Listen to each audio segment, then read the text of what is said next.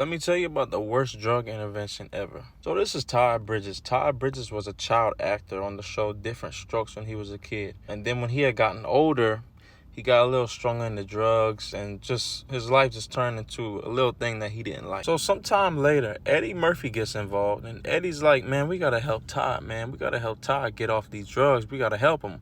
What are we going to do to get him off of these drugs? So Eddie Murphy's genius idea was to say, let's bring in Rick James. Now, if you don't know Rick James is a dude that made the song, she's a super freak, super freak and all that. Dave Chappelle skit, I don't know if you know, very, very popular. This is Rick James. Rick himself struggled with drugs and did drugs during the time of this intervention and did a lot of wild shit in his life. Why Eddie Murphy decided to use Rick James, I don't know, but let me explain to you what happened when he went to his house. So as soon as Rick James gets to his house, he pulls up and there's smoke coming out of his car. The man got smoke coming out of his car for a drug intervention that he's supposed to be helping Todd with. He gets out the car and he comes in his house and he's like, look, we got to get you off of these drugs. We got to help you out. We got to do everything that we can.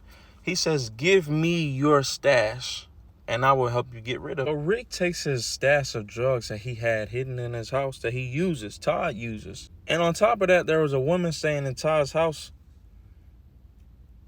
He takes it. And from what I had read, that did help Todd get himself away from drugs. And it did do a little something to help with the intervention. So maybe it did help then.